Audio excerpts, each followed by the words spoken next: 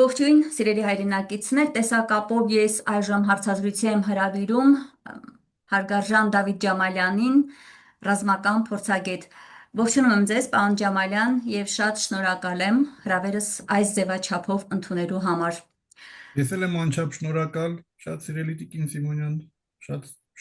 շնորհակալ։ Շնորհակալ եմ, պարոն Ջամալյան, փորձենք տեսնել ինչ է կատարվում մեր երկրում, մեր երկրի դեմ, նախընտրական փուլում ենք եւ ամեն օր մի նոր ցնցման ականատես ենք, ձերբակալություններ, գաղտնալսումներ, ատելության քարոզ, վախի, այսպես մթնոլորտի ստեղծում եւ այս ամբողջի ֆոնին մենք արդեն տեղեկատվություն ենք ստանում, այդ մասին իհարկե երկար ժամանակ էր խոսվում, բայց հիմա կարծես թե այլևս ոչ թե ուղակի խոսվում է, այլ բերվում են փաստեր։ Խոսքս վերաբերում է որոշակի տարածքների զիջման հետ կապված, մասնավորաբար, օրինակ ասվում է Տիգրանաշենի եւ Տավուշից եւս 3 գյուղեր, որ Փաշինյանը արդեն հանձնել է, իդեպ ուզում եմ նաև հիշեցնել, որ Սյունիքում գտնված ժամանակ Արարատ Միրզոյանը, արտգործնախարարը, պարզ ասեց հետևյալ մտքերը, որ այո, Հայաստանի տարածքում կան ադրբեջանական տարածքներ եւ պետք է վերադարձվեն։ Դրանից հետո արդեն մենք հետևյալ փաստի ականատեսը եղանք, տեսեք, որ Google Maps-ը փոխել է հայկական Տիգրանաշենի անունը ադրբեջանական անունով, այսինքն Արարատի մարզի այդ հատվածը, որ մենք նայում ենք քարտեզին, տալիս է, որ թուրքական տարածք է, ադրբեջանական տարածք է։ Ես կխնդրեմ, իդեպ ասեմ, որ այսօր լրագրողների հետ խոսակցության ժամանակ եւ ընդհանրապես ԿՊ-ականները հայտարարում են, որ դա կեղծիք է, այդպիսի բան չկա։ Հիմա ես ուզում եմ նաև պարոն Ջամալյան ձեզ հարցնել, ինչ տեղեկատվություն ունեք, արդյոք իսկապես այս մարդը գնացել է հերթական տարածքային զիջումների։ Խնդրեմ, լսում ենք ձեզ, պարոն Ջամալյան։ Գիտեք ինչ, իմ տեղեկությունները բոլորը բաց աղբյուրների հիման վրա են ստացված, իսկ բաց աղբյուրներում այդպիսի տեղեկատվության պակաս չկա։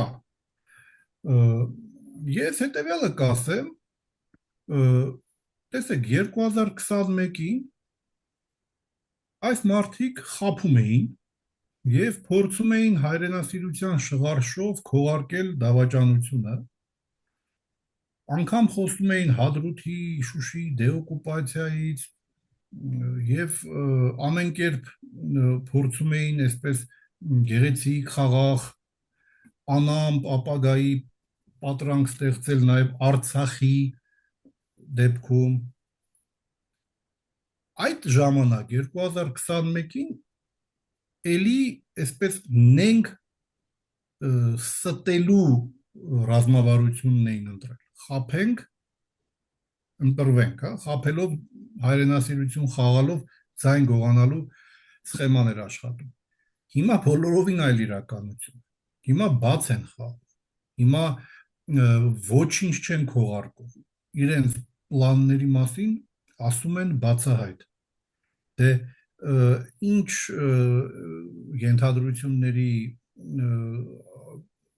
ենթադրություններ անելու կարիք կա, երբ մարդը հայտարարում է, որ այո,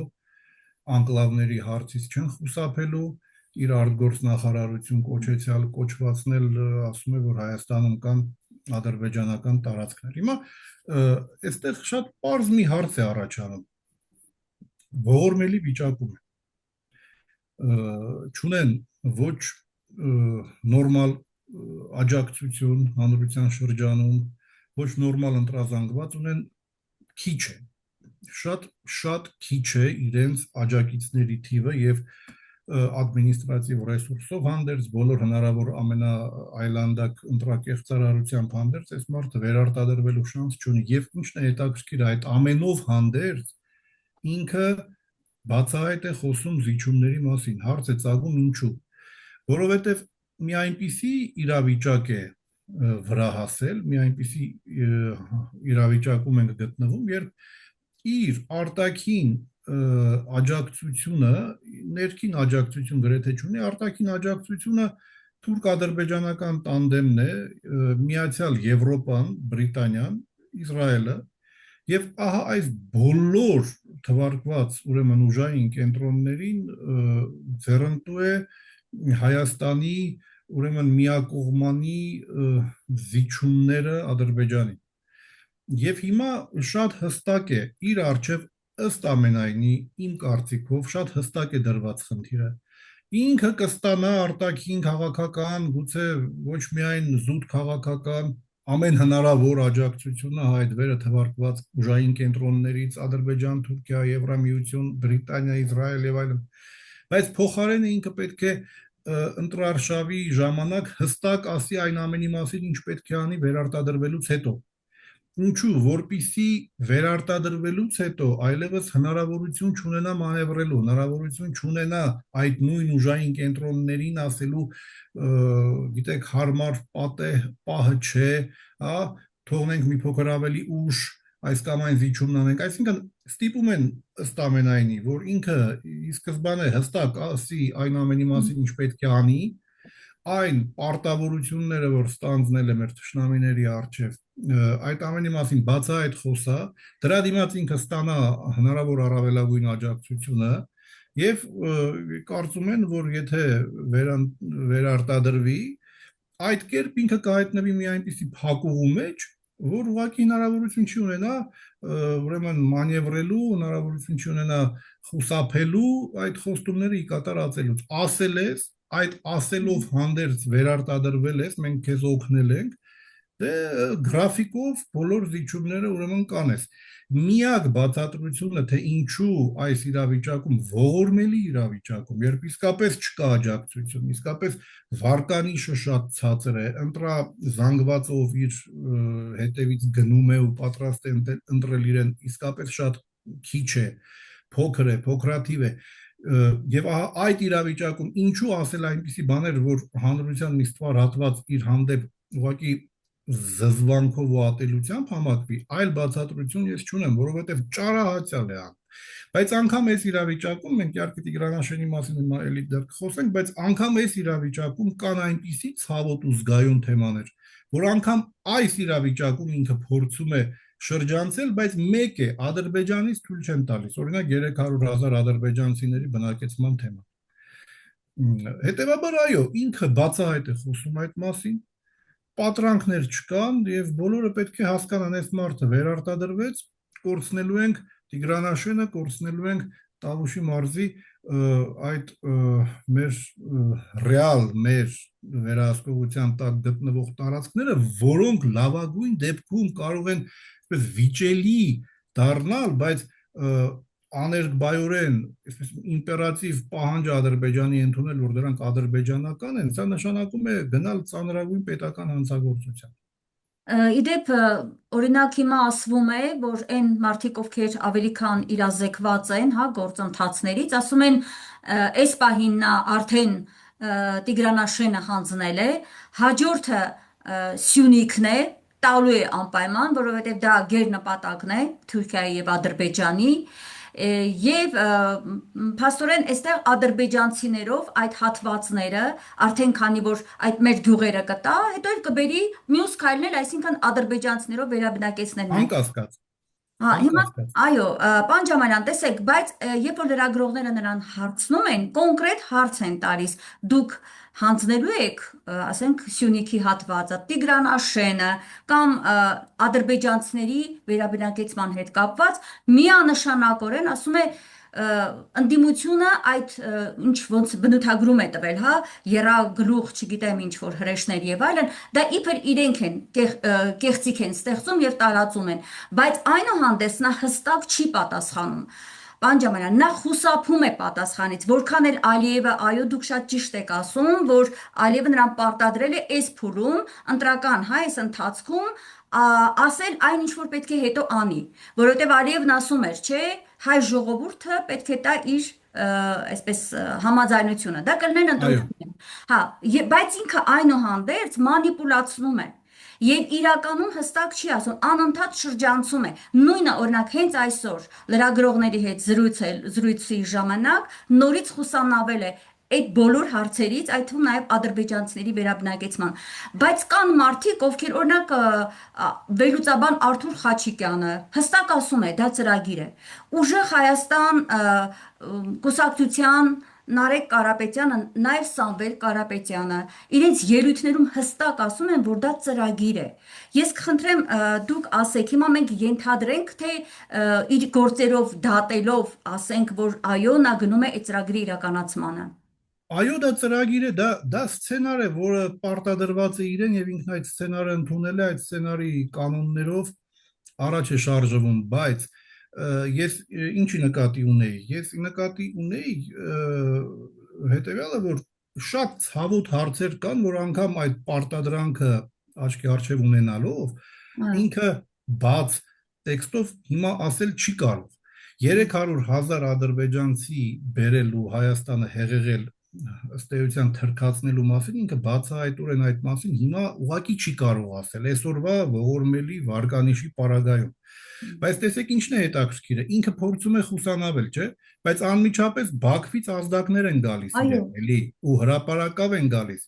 Այսինքն մեկ է, շատ հետաքրքիր իրավիճակ է, գիտեք, մեր քաղաքական անցուդարձից հեռու մեր համերկրացիներին այս ամբողջ նկարագիրը ընկալելու առումով մենք պետք է օգնենք, հա, իրենց ընկալել։ Սա բարդ է, շատ բարդ իրականության հետ գործ ունենք։ Տեսեք, մի դեպքում Ադրբեջանին կարծես թե կենսականորեն ձեռնտու է, որ Նիկոլ Փաշինյանը վերարտադրվի, բայց մյուս պարագայում, մյուս կողմից էլ հենց որ սա փորձում է այդպես մանևրելով, մանիպուլացնելով խուսափել, որ մի քանի ձայն պոկի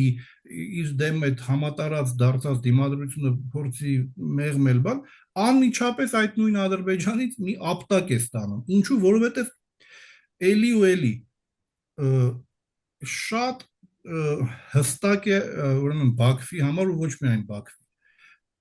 պետք է ասես այն ինչ պետք է անես, այն ինչ պետք է անես, դու պետք է ասես, եւ այդ պահանջը, այդ սկզբունքը ըստ ամենայնի շատ այսպես կատեգորիկ է իր առջև դրված, բայց ես մի բան ասեմ, մանևրելով հանդերձ, հիմա 300,000-ի այդ ադրբեջանցիների հեղեղելու մասին, հա, մեր երկիրը ադրբեջանցիներով հեղեղելու մասին ասեմ, ինքը այդ գաղափարի ցրծամը տվել է, տեսեք, ինքն ունի մանիպուլյացիայի Նիկոլա, ունի իր մանիպուլյացիայի ուրույն ոճը։ Օրինակ ինձ մոտ հարց էր առաջացել,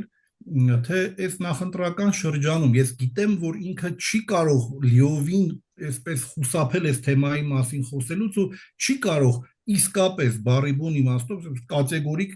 հերքել ասել չէ չի լինելու, չի կարող։ Ավելին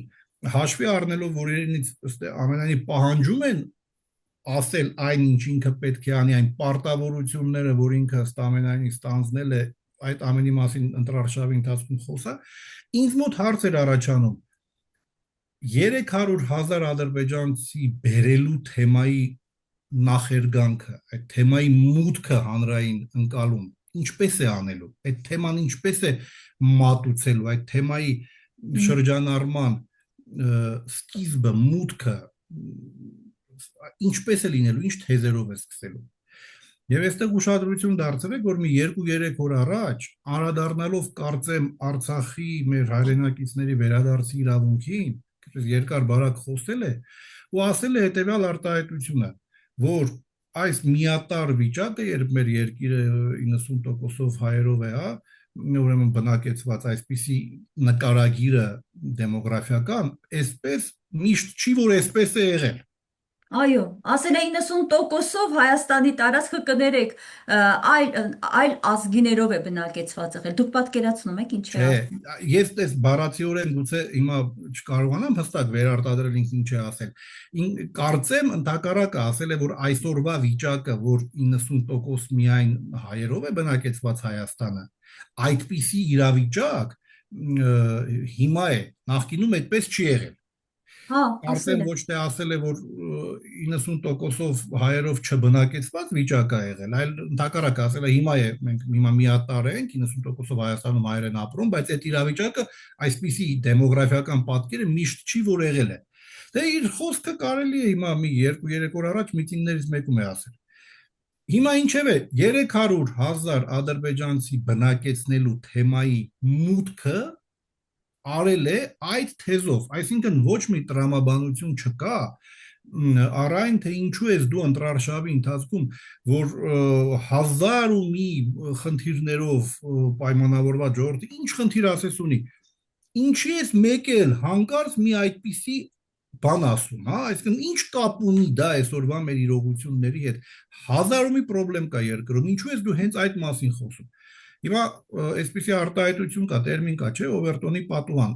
Խնդիրը ինչի մասին է, որ դու ինչ որ գաղափար ուզում ես իրականացնել, կյանքի կոչել, քայլ առ քայլ, այսպես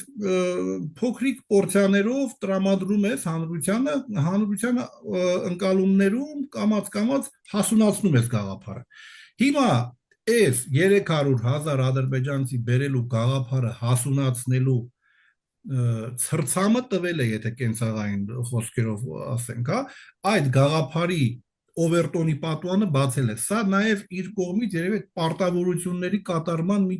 ձև է Ադրբեջանի հանդեպ, հա, տերերի հանդեպ։ Այսինքն իրենից պահանջում են ասել, դա հիմա ինքը մի քիչ մանիպուլացնելով է ասում։ Ինքը չի ասում, որ մենք կվերադառնանք այդ նույն պատկերին ու դա նորմալ է։ Այս բանը չի ասում։ Ինքը ուղղակի այսպես ասում է, կար ժամանակ, միշտ չի, որ այստեղ 90%-ով մենակ հայեր են ապրել։ Առաջի քայլը արեց։ Այդ գաղափարի մուտքը արվեց, հա,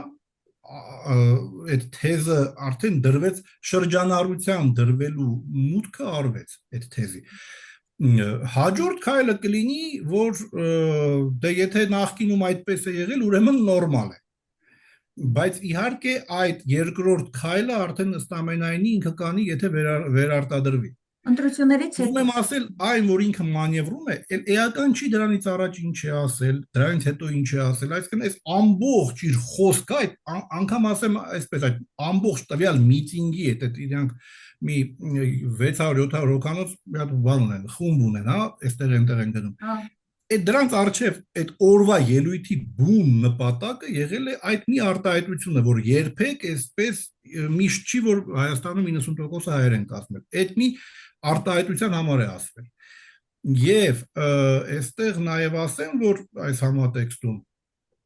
ասեմ նաև, որ այդ արտահայտությունը արդեն նշանակում է, որ ինքը համաձայնությունը տալիս է, սկսվում է գաղափարը հասունացնելու process-ը։ Հա, ու սա շատ նման է, հիշեցի միտքս մի պահ կտրվեց, տեսեք, սա շատ նման է այն արտահայտությանը, որ անում էր 2020-ի հոկտեմբերի 27-ին ազգային ժողովում, որ ասում էր, ինչ էլ լինի, մեզ պարտված չճանաչեք, մենք մեզ պարտված չենք ճանաչելու, եկեք որոշենք, որ ինչ էլ լինի, մենք մեզ պարտված չենք ճանաչելու։ Այդ նույն տրամաբանությամբ արվող մանիպուլյացիա է։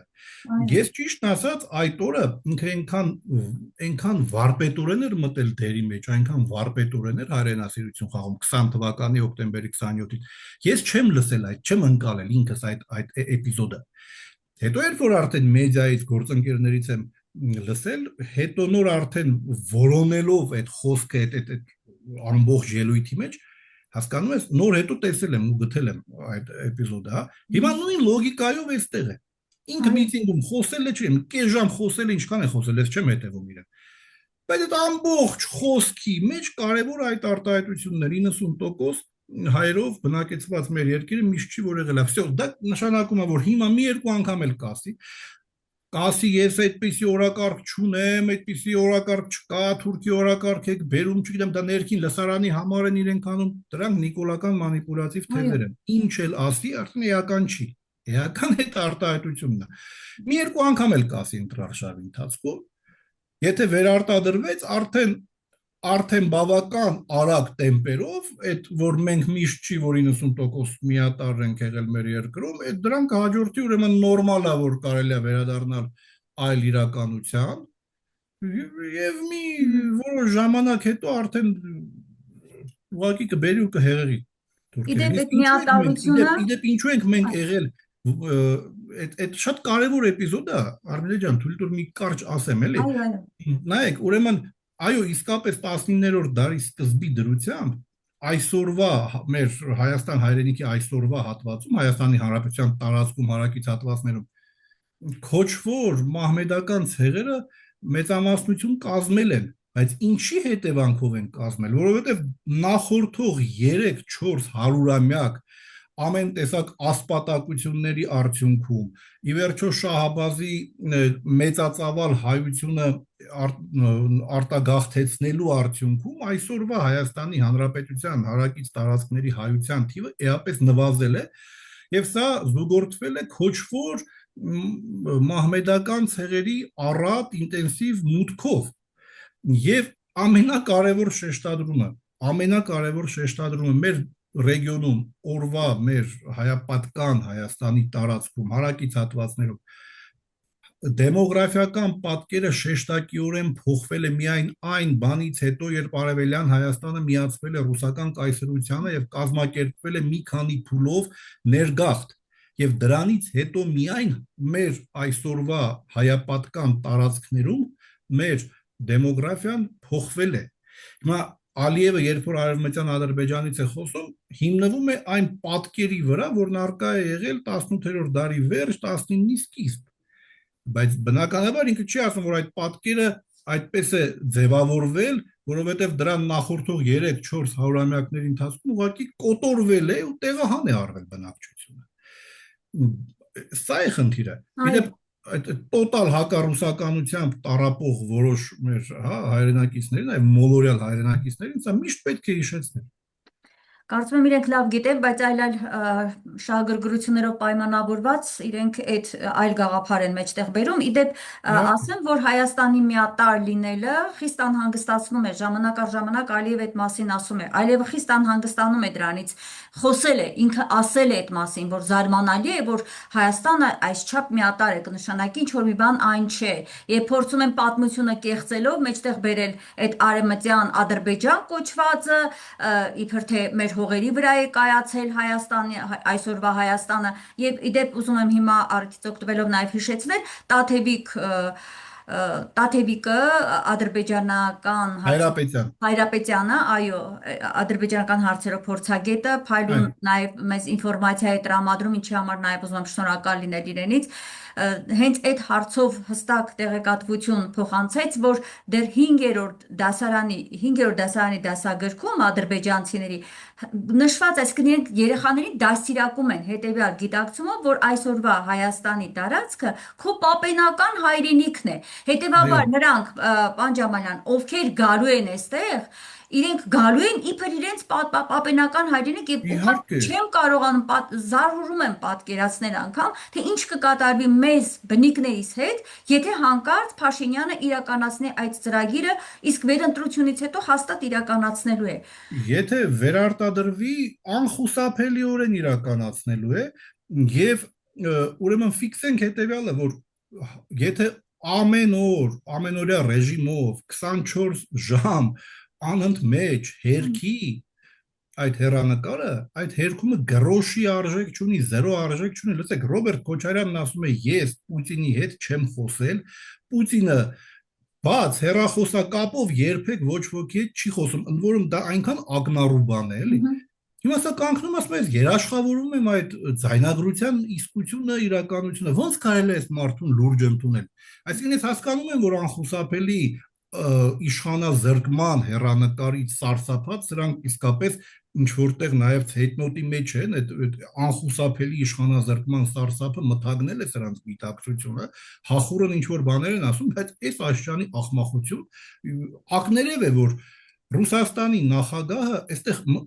անվտանգության ավանդույթներ կան խորհրդային միությունից ժառանգված ուղղակի աներևակայելի է պատկերացնել, ուղղակի հնարավոր չի պատկերացնել, որ Ռուսաստանի նախագահը կարող է բաց կապով, բջջային կապով խոսալ, հա, չի կարող այդպիսի բան լինել։ Այդ մարդը, որ այդ տրիվիալ իրականությունը ինքն էլ գիտի, որ այդպես է, կանգնում ասում ես երաշխավորում եմ։ Ինքը գոյաբանական խնդիր է լուծում ինքն իր համար,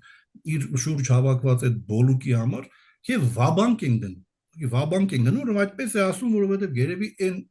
տատիկները, որ փարվում են իրեն, այսպես թքառատ լպստում, պատճվում, չգիտես, քիչ են իրենք, շատ քիչ են, մեղկել են մեր հայրենակիցներն են, բան չունեմ ասելու, գուցե այդ տատիկները հավատում են։ Այդ առասարակ ինչ ինքն անում է, ես համաձայն եմ քաղտեխնոլոգների հետ, անում է այն փոքր հատվածի համար, որ իրենից հեռացել է ու այսպես փորձում է կողմնորոշվել կամ դեպի ուրեմն Սամվել Կարապետյան կամ դեպի Ծառուկյան կամ դեպի Քոչարյան, ինչ որ մի մասը Թաթոյան, հիմա ինքը փորձում է այս հատվածին քաշել դեպի իրեն։ Իսկ այս համատեքստում ինքը գիտի, որ այդ մասային ինքը ինչ ասի, նախապես, եթե ինչ որ մի դրական բան կա իր հանդեպ, հա, մարդկանց մոտ դիրքորոշում հուզական դրել է, ինչ որ մի սահմանային վիճակում դրել է քիչ, հա, բայց կա, կամուկացի մեջ են, այնպես է անում, որ հիմնվելով այդ դիրքորոշման մնացուկի վրա, մարդկանց մոտ իր հանդեպ վստահությունն ու այդ էմոցիոնալ բանը, կապվածությունը ավելի ուժեղացնի։ Պարոն Ջամալյան, ուղղակի աշխատում է հակառուսական տրամադրությունների վրա, սա է։ Դե, Այն էդ էլ հակառուսական է հատվածին փորձում է տանել իր դաշտ, բայց մենք տեսնում ենք, հա, եւ ընդ որում ասեմ, Ռուսաստանից արդեն որերորդ մեսիջն է գալիս, որ օրինակ հենց հիմա ին ձեռքի տակ Միխայել Գալուզինի փոխարտգործնախարարի հայտարարությունից այդ հատվածն է, որտեղ ասում է, որ մենք հուսով ենք, որ հայաստանյան հասարակությունից ակնկալում ենք այս նախընտրական ընթացքում զսպվածություն եւ հարգանք ունենք հայ ժողովրդի հանդեպ եւ հույս ունենք, որ այս ընտրությունների շուրջ ստեղծված ակտիվ քաղաքական իրավիճակում թույլ չի տրվի ներքաշել քաղաքացիներին Ռուսաստանի հետ հարաբերությունների բարդացման կամ առճակատման մեջ։ Այսինքն Ռուսաստանում հստակ հասկանում են, որ ներսում Հայաստանի հակառուսական տրամադրությունների շիկացման հետ գործ ունենք։ Եվ դե իրենք ասում են, իհարկե կարծում եմ ավելի հստակ պետք է լինեն մեսիջները, եվրոպական առաջնորդներին տեսանք եկան, ինչպես այստեղ մի հատ ներկայացում սարքեցին հակառուսական, չէ, այդ հարթակները ամբողջությամբ օգտագործեցին, այո։ Հետո էլ պաշտպանեցին Փաշինյանին, գնացին, բայց կարծում եմ Ռուսաստանը մի քիչ ավելի շատ հանգիստ է անում, չգիտեմ, գուցե ավելի ակտիվ է պետք լինել։ Եթե կա այս հարցի հետ կապված արձագանք ռուսական կողմի, եթե ոչ անցնեմ հաջորդ հարցից։ Ես ուղղակի շատ արագ ասեմ, որ իր այդ թեմայի սկիզբը ազդարարելը, հա, 90%-ի այդ հայտարարության հետ կապված, ուրեմն սրանից բացի ադրբեջանցիները պլանավորում են արևմտյան Ադրբեջան վերադարձի հետ կապված ինչ-որ միջոցառում Նախիջևանում հենց հունիսի առաջի օրերին 18-ին եւ այո, օրեր առաջ, 2 թե 3 օր առաջ Հաջիևն է էլի հայտարարել, որ արևմտյան ադրբեջանցիները ակնկալում են ինչ-որ հատուկ պայմաններ, թե ինչ վերադարձի թեմայի վերաբերյալ Հաջիևը խոսել է հենց օրեր առաջ եւ դրա հիման վրա ուժեղ Հայաստանի թիմը Ալիկա Ալեքսանյան հարցազրույց էր կազմակերպել Սամվել Կարապետյանի հետ, որտեղ իրենք անդրադառնալով հենց այդ հայտարարությանը Հաջիևի 2-3 օր առաջվա իրենք շատ ճիշտ տեղը տեղին ուրեմն հակազդեցին եւ ազդարարեցին ադրբեջանցիներին հող վաճառելու արգելքի իրենց պլանների մասին, ինչը շատ ոգևորիչ է ու շատ կարեւոր։ Այո, եւ այնպես որ այս թեման կա։ Ինչքան էլ ժխտի, նախ Նիկոլը ինքը իր օրակարգի տերը չի, իր օրակարգը ձևավորվում է Բաքվում, Անկարայում, Լոնդոնում։ Կա այս թեման, վերարտադրվեց, բերելու է ու վերջակետ։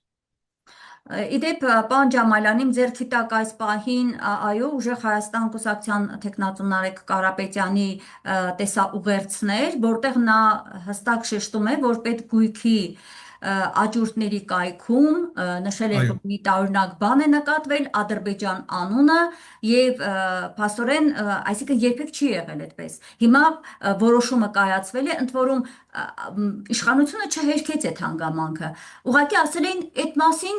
2025-ից արդեն կա, հա, բայց կա, չէ, այսինքն 2025-ից պատրաստում եք այդ գործընթացը։ Այո, Ադրբեջանի անունը մտցրել են այն երկրների ցանկում, որոնց քաղաքացիները իրավունք ունեն Հայաստանում գույք տարածք հող գնելու։ Ստացվում է ամբողջությամբ այս մարդիկ իսկապես պատրաստվում են Հայաստանի տարածքների զիջմանը եւ վերաբնակեցմանը ադրբեջանցի։ Ընդ որում,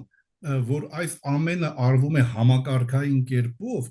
շատ անուղղակիորեն հուշում են նաև այն, որ իրենք 220-ից ավելի դպրոց են փակում հիմնականում սահմանամերձ Այո, հատվածում։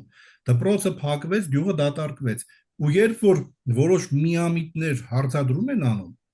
բա որ ադրբեջանցիները գան որտեղ են ապրելու, չասում որտեղ են ապրելու, բա հենց դրա համար էլ դպրոց է փակում սահմանամերձ հատվածում։ Հա ինքը գուցե մի, չգիտեմ, 50-ի չափ, թե ավելի քիչ դպրոցներ են սարքել ավելի թիկունքում գտնվող բնակավայրերում, այսինքն ինչ է տեղի ունենում։ Սահմանամերձ դպրոցը փակում է, արտահոսքը գյուղից անխուսափելի է լինելու, գալու են ավելի մեծ գյուղեր, կենտրոնանան մեծ գյուղերում, սահմանամերձ բնակավայրերը դատարկվում են, այդտեղ էլ ադրբեջանցիներին բնակեցնելու է։ Ընդ որում իմ կարծիքով, եթե այս աղետը մեր գլխին եկավ կրկին անգամ, նախապատվությունը տրվելու է Զանգեզուրի Միջանցքի երկայնքով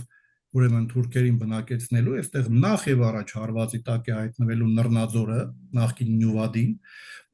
հարակից ուրեմն Շվանի ձորի հատվածում էլ այստեղ էլ են ժամանակին որոշ թվով ուրեմն թուրքեր եղել, հա, Աղվանքը, որ նախկինում Ալվանք է կոչվել, այստեղ էլ թուրքական է եղել, եւ այսինքն այդ կարիդորի երկայնքով կբնակեցնեն, բնականաբար Տիգրանաշենը հանձնելու է, Տավուշում հանձնելու է երկու բնակավայրերը իբր ադրբեջանական, այդտեղ կբերեն ու հետո աշճանաբար սահմանամերձ հատված կբերեն ու կգա մի պահ, երբ որ այդ 300,000 արդեն կտնավորվեն, կհաստատվեն, ահա այդ պահին Ադրբեջանում կհիշեն իրենց սահմանադրության մասին, համաձայն որի Հայաստանի Հանրապետության ներկա տարածքի մոտ 60%-ը իրականում ըստ իրենցն է, եւ բնականաբար տեղի թուրքերը արդեն տիրոջ իրավունքով քլեչը ասում է, չէ, ես այստեղ հյուր չեմ, ոնց էր ասել, ես այստեղ իբրև տեր եմ զգում, ինչ պատահական եմ զգում ինձ, այո, տեր տիրոջ։ Ինչ որ պայից հետո իրենք ինքնավարության կամ անջատվելու խնդիր են առաջ քաշելու, Ադրբեջանն էլ ասելու է իմ սահմանադրության համաձայն, այնտեղ որտեղ հիմա իմ հայրենակիցները ապրում են, դա հենց իմ տարածքն է։ Ու առհասարակ ցանկացած կենցաղային կոնֆլիկտ ուրեմն կարող է դառնալ Ադրբեջանի կամ Թուրքիայի կողմից զորքեր մտցնելու առիթ, իսկ այդպիսի պահանջ դնելու պարագայում, եթե Հայաստանի Հանրապետությունը փորձի ինչ-որ կերպ հակազդել, ադրբեջանցիները սահմանադրությունը իրենց այսպես ծածանելով գալու են պաշտպանելու իրենց հայրենակիցներին եւ փաստորեն ըստ էության սա մեծ աղետաբեր պատերազմի նախերգանքն է, ուղղակի երկիրը ներսից են էլի զավթելու։ Հետևաբար Նիկոլի վերարտադրությունը պատերազմ բերելու ամենակարճ ճանապարհն է։ Նախ այդ թուրքերին է բերելու կոնֆլիկտն ու կռիվը բերելու է մեր շեները, մեր քաղաքները, մեր գյուղերը։ Ցանկացած կենցաղային միջադեպ ադրբեջանական կողմը օգտագործելու է, ուրեմն արտաքին միջամտության համար, իր զորքերը մտցնելու համար, նույնն էլ Թուրքիան։ Դրա համար էլ հետևողականորեն առաջ են մղում անուղղակիորեն Նիկոլամերձ շրջապատի միջոցով, այլ ուրեմն դերակատարների միջոցով ռուսական բազան հանելու խնդիրը։ Մակրոնը ինչու է ասում, այստեղ ռուս զինվորներ կան, կարող են ֆրանսիացի զինվորներ լինել։ Զինվորների տար գնա Աֆրիկայում քո ազդեցությունը փորձի պաշտպանել, ում են պետք քո գործ ուտող զինվորները հազար ներողություն, որտեղ են ոնց է բերելու Ֆրանսիան չի կարող լինել Հայաստանի անվտանգության երաշխավորը պարզ պատճառով, որովհետև լոգիստիկա չկա։ Վրաստանը ցանկացած բայ թուրքերի հրահրմամբ օդային տարածքը փակեց, որևէ կապ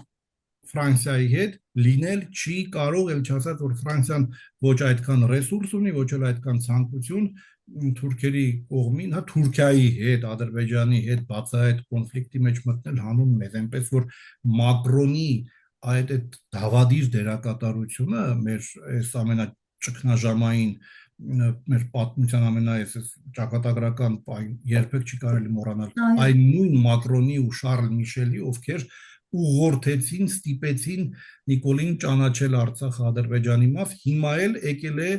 անամոթաբար կանգնում է Գյումրիում ու խաբում է, թե եթե ռուսական բազան դուրս բերվի, ֆրանսիացիներ կգան, ասենք թե մի 100 հոգի բերեցիր, հետո էլ այդ 100 հոգին էլ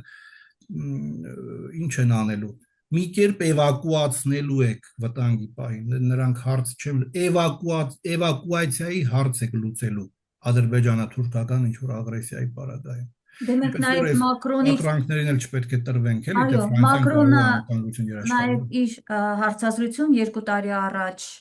կայացած անկեղծորեն ասել էր, որ ինքն է հորդորել Փաշինյանին հանձնել Արցախը, որովհետև Արցախում կային ռուսական 5000 զորք եւ դա պետք է հեռանար։ Այսինքն Այո, հակառուսականությունից այնքան են խեղդված, որ իրենց համար որևէ նշանակություն չունի Արցախը կզոհաբերեն, հիմա էլ Հայաստանը կզոհաբերեն, այսինքն մենք կանգնած ենք իսկապես զոհի վիճակում ենք։ Եթե Նիկոլ Փաշինյանը շարունակի մնալ, այդ Մակրոնի եւ մյուս բոլորի ծրագրերը Հայաստանը զոհասեղանին դնելու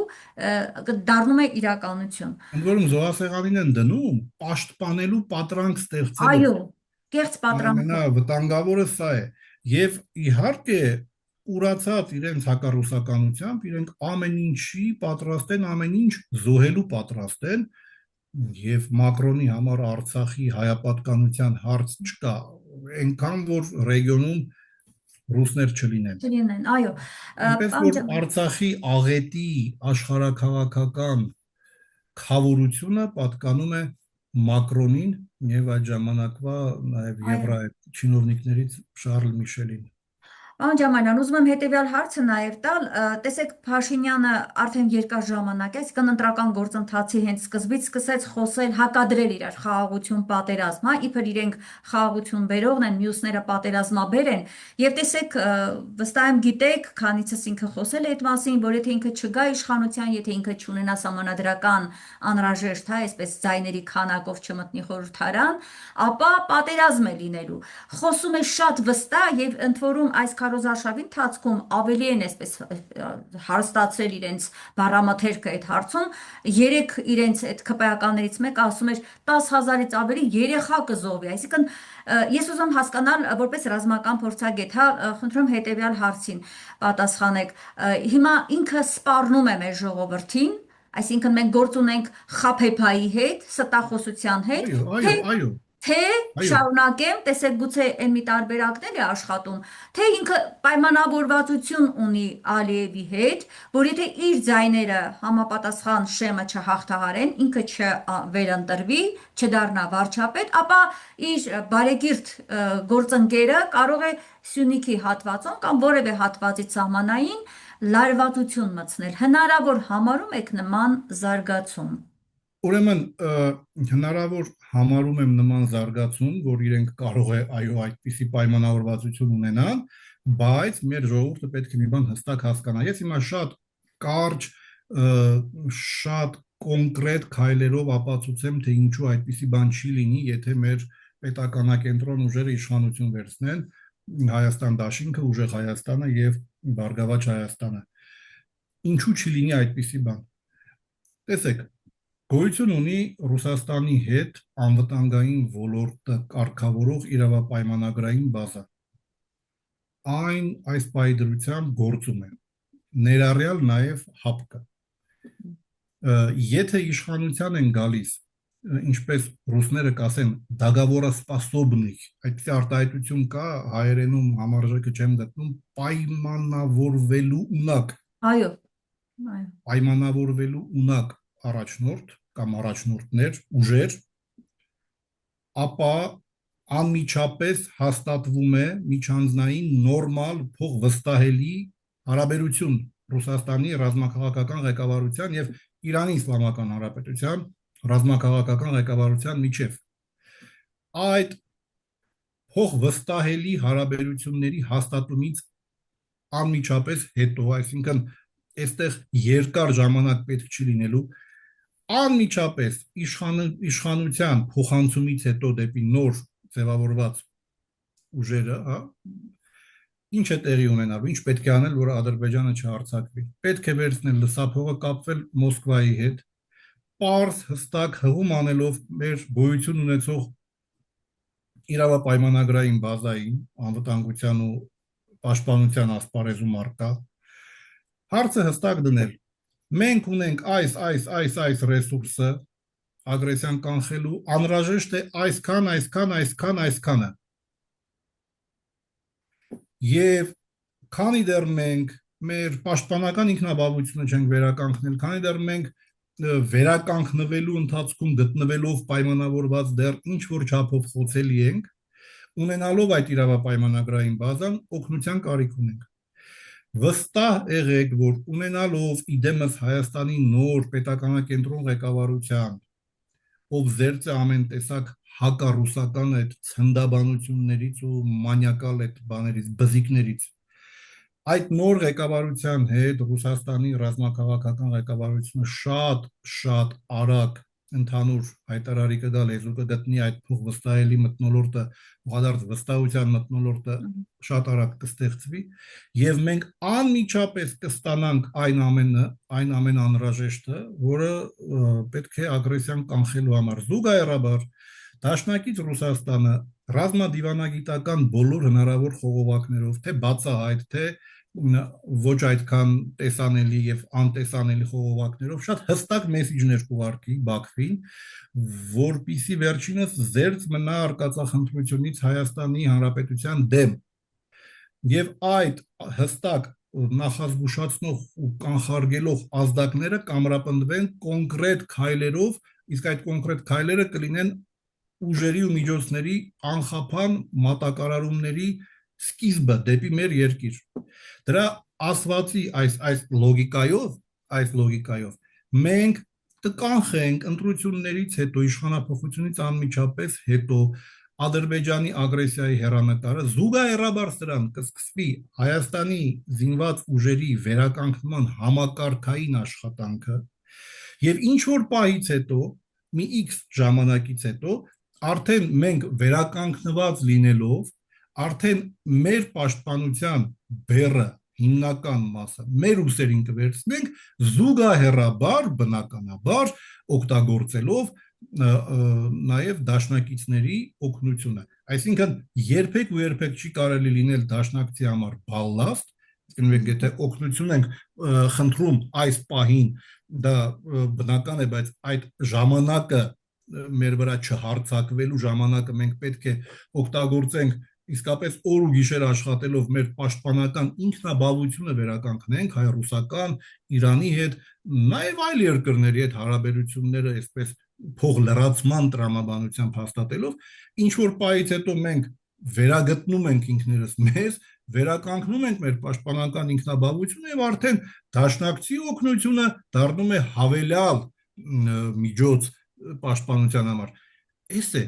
սխեման շատ պրիմիտիվ ու պարզ է։ Հիշեցնեմ ձեզ, ինչ որ հիմա ես ասում եմ, սա այսպես ինչ որ մտավարժանք չի, միջազգային փորձն է հուշում, ամենաթարմ օրինակը, երբ Իրանի դեմ ամերիկա-իսրայելական ագրեսիայի օրերին տարօրինակ կերպով ինչ որ հարվածներ հասցվեցին Նախիջևանի օդանավակայանին, Ալիևը ու ոչ ավել ոչ պակաս Զաքիր Հասանովը սկսեց հոխորտալ Իրանի Իսլամական Հանրապետության դեմ։ Բայց ես որ հիշում եմ, թե ինչպես էր այդ նույն Զաքիր Հասանովը լարվածությունից Սեյրան Օհանյանի հետ մի առիթ էր եղել հին ու բարի ժամանակներում, եթե չեմ սխալվում, ուրեմն ԱՊՀ երկրների պաշտպանության նախարարների հավաք էր, այբենական կարգով մեր պաշտպանության նախարարը եւ Ադրբեջանի իրար կողք են չէ լինում, ուրեմն դրոշը դրված է ԱՊՀ երկրների, Զաքիր Հասանովը արդեն կանգնած է Ադրբեջանի դրոշի մոտ, մոտենում է Սեյրան Օհանյանը դեպի մեր դրոշը եւ երբ մոտենում էր մեր դրոշին, այդ պահին Զաքիր Հասանովը սկսում է անկանոն շարժումներ անել։ Չի կարողանում զսպել լարվածությունը ու այսպես գնում գալիս է անկանոն շարժումներ է անում, բացահայտ ուղղակի մատնում իր լարվածության մասին։ Այդպիսի ժամանակներ են ունեցել այդ կադրերը։ Հիմա Նիկոլ Փաշինյանն է նման շարժումներ անում։ Դե հիմա համեմատելի չի, հիմա մի ճմրտած թուղթ ոնց որ գծած լինի Ալիևի ոտքերի տակ, այստեղ համեմատության եզրեր չկա։ Ինչ եմ ուզում ասել, անգամ Զաքիր Հասանովը սկսեց սպառնալ Իրանին։ Բայց երբ որ իրանական կողմից շատ հստակ ազդակներ գնացին ու ոչ միայն բացահայտ տեսանելի, այսպես մեդիայով տարածվող, այլ նաև շատ հստակ բոլոր հնարավոր ռազմաքաղաքական խողովակներով տեղ հասցրեցին Իլհամ Ալիևին այն գաղափարը, որ հանգիստ նստիր տեղդ։ Ոկի զգուշացրեցին հանգիստ նստի տեղը մի միջամտի։ Եվ ինչ տեղի ունեցավ, երբ այդ նախազգուշացումները իրական գործողությունների անխուսափելիությունը ի ցույց դնելով այդ միասին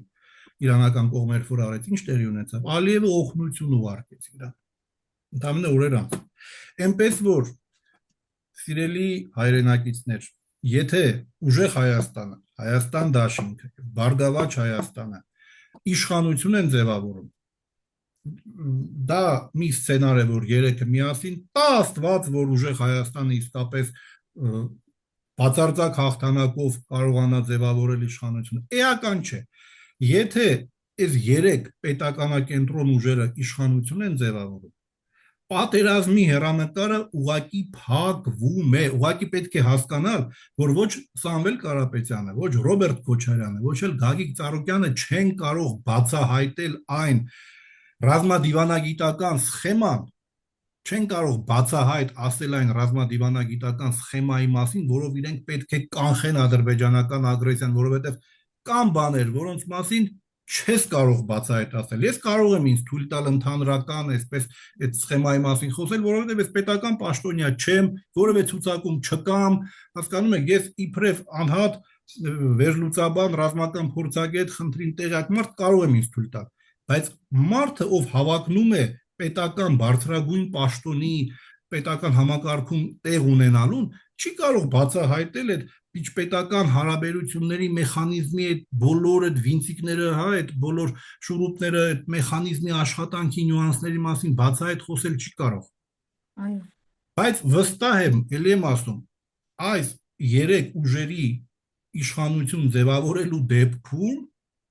արդեն այդ իշխանության ձևավորման հաջորդ պահից սկսած պատերազմի հեռանկարը ուղղակի իսպառ վերանում է։ Շնորհակալ եմ շատ, որովհետև մեկնաբանեցիք, խոցելի ու թույլ կողմի վրա, հասկանում եք, եթե դու խոցելի չես, անգամ ես ավելին ասեմ, Արմինե ջան, եթե դու ունակ ես դիմադրելու, եթե անգամ խոցելի ես, դեռ մենք վերականգնման տեղ ունենք, կարիք ունենք, չէ, բայց եթե մենք ունենք դիմադրելու կամք, անգամ այդ դեպքում Ալիևը չի գնա այդ քայլի։ Էլ չասած, որ եթե մենք մեր դաշնակիցների, մեր բարեկամների հետ ճիշտ աշխատենք, առասարակ թեման փակվում է։ Իդեպ, որպեսզի տպավորություն չստեղծվի, տեսեք, որ մենք այսպես շատ ես միշտ դեմ եմ եղել եվրոինտեգրացիայի գաղափարին։ Եվ ես գտնում եմ, որ այդ գաղափարը մեռելածին էր այն ժամանակ էլ հիմա չունի հեռանկար։ Բայց ես ինչ եմ ասում։ Մենք վստահելի հարաբերությունները, դաշնակցային հարաբերությունները վերականգնելով Ռուսաստանի հետ, նոր որակի բերելով Իրանի հետ, մենք պետք է աշխատենք այդ նույն Եվրամիության հետ, աշխատենք այդ նույն Ֆրանսիայի հետ, այդ նույն Մեծ Բրիտանիայի հետ, հայաստանակենտրոնության դիրքերից, պրագմատիզմի դիրքերից, սթափ պրագմատիկ նպատակահարմարության դիրքերից։ Այսինքն մենք հակա այդ բանը արմատը չպետք է դնենք մեր արտաքին քաղաքականության մեջ, սա շատ կարևոր է, հենց հական դրեցիր, դարձար թշնամի ինչ որ մեկի համար։ Այդ հական մոռանում ենք մեր շահերի դիրքերից։ Առաջնահերթությունը հայ-ռուսական դաշինքն է, Իրանի հետ նոր որակի հարաբերություններն են եւ բոլոր մյուսների հետ բնականon նորմալ հարաբերություններ հայաստանակենտրոնության դիրքերից։ Այդքան մի բան, այսինքն որպեսզի տպավորություն չստեղծվի, այո, Մակրոնը հայ ժողովրդի աղետաբեր այսօրվա իրողությունների մեջ մեծագույն դերակատարություն ունեցող մեկն է,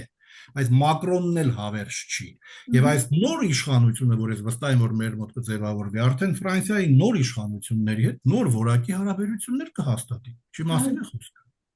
Շատ շնորհակալ եմ, պարոն Ջամալյան։ Ճիշտ ասած, էլի հարցեր ունեի, բայց չեմ ուզում ծանրաբեռնել, որովհետև այս նյութը պետք է որ հասնի մեր հասարակությանը եւ մարսի մեր ժողովուրդը, որովհետև այդ պատերազմով, որ անընդհատ Նիկոլ Փաշինյանը վախեցնում է, ես ասեմ ձեզ եւ խիստ անհանգիստ եմ դրանից, որ շատ շատերը այդ խայծը կուլ են տվել։ Հիմա մենք պետք է մեր մասնագետների միջոցով, մինչեւ հունիսի 7-ին քիչ ժամանակ է մնացել, փորձենք մեր ժողովրդին բացատրել, որ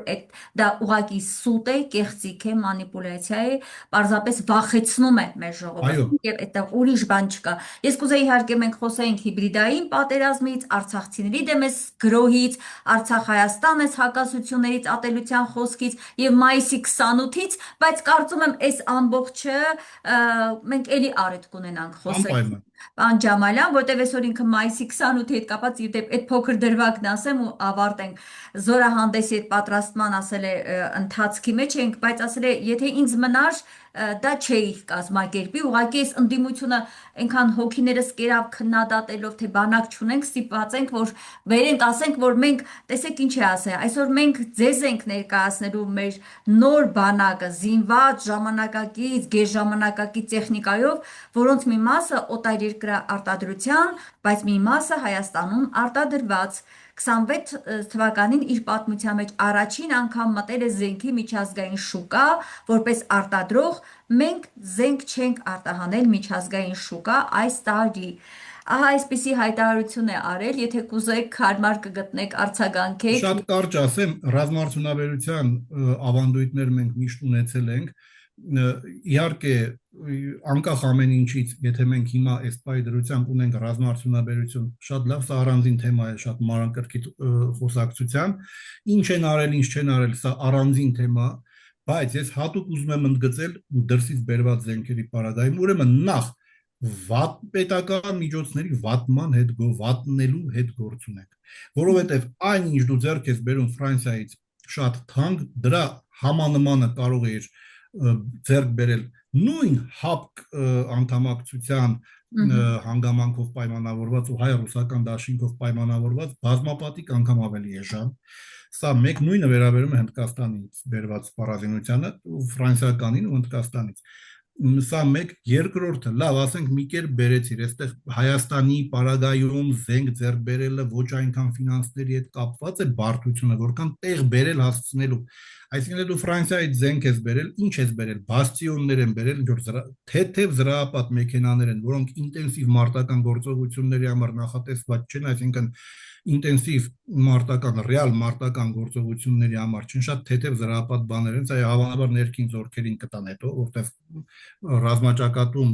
մարտական ինտենսիվ մարտական գործողությունների համար նախատեսված չեն։ Իրա տեխնիկական բնութագրի մեջ հենց այդպես էլ նշված է, հա։ Հետո բերել են ցեզերները 155 մմ-անոց հրետանին, շատ լավ, որակյալ բան է, բայց նախ շատ թանկ է, համանման ռուսականը շատ ավելի մատչելի կբերեիք, սա միջոցների վատնում է, մեկ, այդ ցեզերները բերել են, որովհետև հիմա Ալիևին պետք է Նիկոլի վերարտադրություն, դրա համար ինքը թույլ է տվել, որ Վրաստանի տարածքով այդ տեխնիկան գա։ Ռեալ պատերազմի պարագայում Վրաստանի օդը փակվելու է ու այդ տեխնիկան ոչ այդ տեխնիկան է գալու, ամենակարևորը ոչ էլ այդ տեխնիկայի ռազմամթերքն է գալու։ Սա շատ կարևոր է։ Իրանի տարածքով Ֆրանսիան երբեք ՆԱՏՕ-ի անդամ երկիր Իրանի տարածքով Հայաստան չի կարող ոչինչ բերել, Իրանը թույլ չի տա։ Հետևաբար այդ ինչ որ բերել է, արժանանալու է Սուերի 30-ների ճակատագրին բերել է, բայց եթե հիմա արկերը հասցրել բերել են ինչ որ սահմանափակ թվով, մենք ունենալու ենք այդ ցուցադրվող զենքից զինամթերքի սով, բառի իմաստով ռեալ մարտական իրավիճակում Վրաստանը օդը փակելու է, մենք չենք իմանալու ինչով կրակենք դրան, հա։ Ինչ լուծում կա սրան։ Տեղում արտադրություն հիմնելը, բայց Ալիևը չի թողնի, որ դու ռազմական գործարան հիմնես ու 155 մմ-անոց արկերի գործարան հիմնես Հայաստանի ապառազմականացման կոնտեքստում, ուղղակի չի թողնի։ Սա բացառվում է։ Պետք է ձեռք բերես Իրանից կամ այլ երկրներից այդ նույն ցեզերների արկերը, դա նշանակում է, որ նախ էլի շատ մեծ գումար ես ծախսելու։ Երկրորդը Իրանի եւ ումից որ ձեռք ես բերում, այդ երկրի հարաբերությունից կախված է լինելու այդ արկերը տեղ կհասնեն, թե չէ։ Հա, այսինքն եթե օրինակ Հնդկաստանից այդ 155 մմ-անոց արկը բերում ես, այդ արկը բերել տեղ հասցնելը ուղղակիորեն կախված է լինելու Իրանի եւ Հնդկաստանի փոխհարաբերություններից։ Իրանն էլ կարող է արտադրել ու տալ, բայց Իրանի հետ սրանք չեն գնում ռազմական ուրեմն համագործակցության, որտեղ արգելք է դրված իրենց արևմտյան տերերից, ինչ է նշանակում, որ այդ ցեզերները կբերեն կցուցադրեն, բայց սու 30-ների նման չեն օգտագործվի կամ էլ կօգտագործվեն շատ սահմանափակ ծավալով։ Էս է խնդիրը։ Իսկ հայ-ռուսական հարաբերությունների պարագայում, ռազմատեխնիկական համագործակցության պարագայում, նման խնդիրներ չկան, որովհետև Իրանի հետ Ռուսաստանը այնպիսի հարաբերություններ ունի, պատմականորեն երբեք այս երկու երկրների հարաբերությունները այսքան ջերմ չեն եղել, ըստ էության դաշնակցային, որքան հիմա է։ Այսինքն եթե մենք Ռուսաստանից ենք ձեռք բերում համանման սպառազինությունը, շատ էժան, որոշ դեպքերում ձրի, մենք ռազմամթերքի մատակարարման խնդիր չենք ունենում, որտեղ Իրան-Ռուսաստան հարաբերությունները շատ ջերմ են, դաշնակցային են, եւ Ռուսաստանից այդ սպառազինության ու ռազմամթերքի անխափան մատակարարումը պատերազմի ժամանակ մենք երաշխավորված ունենալու ենք, ինչը չենք ունենալու ցեզերների դեպքում, որովհետև Վրաստանի օդը փակվելու է ինչպես 44 օրյայի ժամանակ։ Հիմա եւ ավարտելով ինչ ասես կարող ես առնել, որտեղից ասես կարող ես ձեռք բերել սպառազինություն, եթե այդ ամենը անում ես փող լրացման տրամաբանությամբ, այլ ոչ թե հակադրելու։ Բրավո։ Հիմա եթե հայ-ռուսական ռազմատեխնիկական հարաբերությունները հավուր պատշաճի վիճակում պահպանվեին, մենք էժան ու ծրի այդ սպառազինությունը ստանանք, մենք հապկից կարող էինք այդ սպառազինությունը ստանալ 2022-ի վերջին հապկ նախագահը հստակ ասում էր, մենք պատրաստ էինք Հայաստանին տրամադրել ձրի եւ օգնության կարգով եւ մատչելի սպառազինություն, սրանք հրաժարվել են քաղաքական պահանջ են առաջ քաշել։ Հիմա եթե մենք հայ-ռուսական ռազմատեխնիկական համագործակցությանը լրացնելու տրամաբանությամբ ինչ որտեղից ինչ որ բան ենք բերում, կապ չունի որտեղից ինչ, բրավո։ Եթե մենք հայ-ռուսական ռազմատեխնիկական ուրեմն համագործակցության ինչ որ սեգմենտում տեսնում ենք, որ բաց կա, որը կարող ենք լրացնել, ասենք թե Հնդկաստանից, նույն Ֆրանսիայից, բայց ավելի թանկ վճարելով, այդ դեպքում իմաստ ունի այդ թանկ գինը վճարել, այդ սեգմենտը լրացնել։ Բայց սա արվում է հակադրության տրամաբանությամբ, ամենահուսալի ռազմական մատակարարումների հաշվին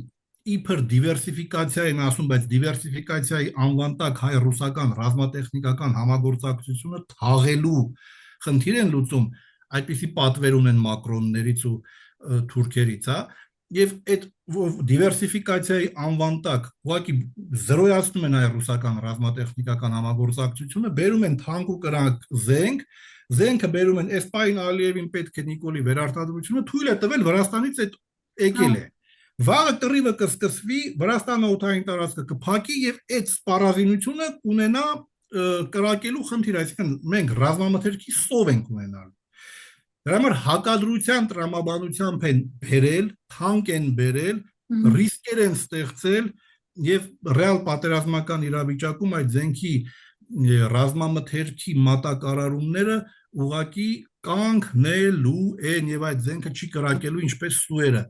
Հիմա կտանեն հրապարակ, այսպես մի քիչ կսկսեն նկարել, PR միանալ, բայց մեր ժողովուրդը սթափ է, այ նոր Հայաստանում, նոր իշխանության օրոք, այդ նույն ցեզերները մենք կօգտագործենք, մենք գործարան կկառուցենք, մենք էլ Ալիևի կամքից կախված չենք լինի, կկառուցենք 155 մմ-անոց արկերի գործարան մեր երկրում, եւ մեր արտադրությամբ այդ ուրեմն համակարգերի ռազմամթերքի խնդիրը կլուծենք։ Կամ այլ երկրներից, նույն Իրանից, բան կփորձենք ձեռք բերել։ Այսինքն այդ ինչ որ բերել են, լավ բերել են, թանկ ու կրակ են բերել, միջոցներ են վատնել, սա իդեպ քրեա իրավական գնահատականի էլ նաև պետք է արժանանա, որտեղ դու ունես մատչելի ձեռք բերելու հնարավորություն, դա թողնում ես թանկ ես բերում արտաքին քաղաքական ուղղության պատճառով։ Նոր Հայաստանում որտեղ նոր իշխանություն կլինի ազգային, այդ զենքը մենք փորձենք արդյունավետ օգտագործել։ Էլ չեմ ասում Արմինե ջան, որ սրանք 20 թվականից հետո խոշոր զորավարժություն չեն անցկացրել։ Այդ սպառազինությունը, որ հիմա հնդկականը վաղուց է եկել, ինչ որ բաներ, ցեզերները ասում են նոր է եկել։ Բայց հնդկական բաներ կան, էլի հրետանի կա, հաուբիցներ կան եւ այլն։ Այդ ամենը բավական այս վերջի 1-2 տարվա ընթացքում ինչ որ մատակարարումներ եղել են, բայց դրանք ռեալ բանի մարտական իրավիճակին մոտ իրավիճակում զորավարժություններում չեն էլ փորձարկել։ Որ եկել հասել է տեղ, այդ սպառազինությունը պետք է զորավարժությունների ժամանակ կիրառել, որպեսզի ներդաշնակեցնես այդ ունեցած սպառազինության հետ, դա որպեսզի հաշվարկները փորձ կուտակեն, մարտականին մոտ իրավիճակում կրակեն, դու զորավարժություն էլ չես արել։ Երևի մեր անձնակազմերը Հնդկաստանում ինչ որ պոլիգոններում կրակել են, գուցե չեմ բացառում։ Բայց այդ զենքը դու անգամ զորավարժություն քեզ թույլ չեն տվել որ դու անցկացնես, որ այդ զենքը մարտականին մոտ իրավիճակում մի հատ փորձարկես, որ անձնակազմը փորձ կտակի։ Այնպես որ էժան PR է, ես չեմ կարծում, որ Այո, սա շատ մեծ բան փոխի իր ռեյտինգում, ուղղակի մեր որը փրկությունը գահավիժում։ կլինի հունիսի, այո, 7-ին ճիշտ ընտրություն անելը։ Շնորհակալ եմ ձեզանից, Այո, պարոն Շահինյան։ ամենակարևորը գնալ ընտրության ամեն ձայնը կարևոր է, չգնալ ընտրության նշանակում է ընտրել Նիկոլին ու քո թուրք ապագա հարևանին։ Այո։ Շնորհակալություն, պարոն Ջամալյան, ես վստահ եմ մենք դարձյալ կխոսենք, դիմացը առջևում մայիսի 28-ն է, առիթ կա Այո, եւ ավելի հետաքրքիր մեկնաբանություն կարծում եմ կլսեմ ձեզանից, երբ կտեսնենք այսպես կոչված, հա, այդ իր զենք զինամթերքը, որ հանելու է հրապարակ, ի ցույց դնելով, տեսնենք ընթացքը ինչ է հուշում եւ դուք պատկերացրեք հազար ներողություն, էլի այո, խնդրեմ։ Հնդկաստանը հիմա Ռուսաստանից S400-ներ է գնում։ Այո, Մենք այդ նույն S400-ները գնելու ավելի արտոնյալ պայմաններ ունենք, մենք դա չենք առնում, առնում ենք հնդկականը։ Ընդ որում բաներ են առել, որ Հնդկաստանի զինված ուժերը դեռ ինքը ձեռք չի բերել։ Հիմա եթե իր արտադրանքն այդքան հուսալի է, ինչու է Հնդկաստանի ռազմաքաղաքական ղեկավարությունը այդ գումարը ռուսներին տալիս ու ռուսներից ձեռք բերում S400։ Այդ գումարը կտար իր ռազմարդյունաբերությունը կզարգացներ, իր արտադրանքով կզիներ իր բանակը, չէ՞։ Հիմա ես չեմ ասում անորակ է, բայց որ հաստատ S400-ներին ինչ որ բանով վիճում է, չէ՞, որ հնդիկները իրենց արտադրանքը չեն առնում, S400 են առնում, բայց հնդիկները թանկ ու կրակ են առնում, իսկ մենք հապկում լինելով հայ-ռուսական դաշինքով պայմանավորված այդ նույն S400-ները կարող ենք շատ մատչելի ձեռք բերել, բայց այդ հնդիկները S400 են առնում, ոչ թե այն ինչ սրանք են առել բերել։ Դա ինչ որ բանի մասին խոսում է, թե չէ, ուրեմն իրենք էլ են գտնում, որ իրենց արտադրանքը երևի այդքան հուսալի չի։ Այնպես որ այստեղ սա եթե իրենց անունով կոչենք, սա ուղղակի այսպես հանցագործություն է պետականության հանդեպ, իսկ այդ 10,000 երեխու զոհվել բան, գիտեք, այս մարդկանց մոտ այդ զոհի արյան նկատմամբ այդ իրենց այդ ես չգիտեմ, այդ ինչ բարդույթներ են, ոչ մի կռիվ չի լինի նոր իշխանության ձևավորման պարագայում եւ քիչ առաջ ես ասացի թե ինչպես է հնարավոր դա այդ հեռանկարը կռվի կանխել պատերազմը։ այո, շնորհակալ եմ, սխեմաներ շատ հետաքրքիր ներկայացրեցիք, շնորհակալ եմ, պարոն Ջամալյան, ինձ մնում է վերհիշեցնել իմ հեռուստադիտողներին, որ տեսակապով ես զրուցում էի ռազմական փորձագետ Դավիթ Ջամալյանի հետ, լավ եղեք, կհանդիպենք։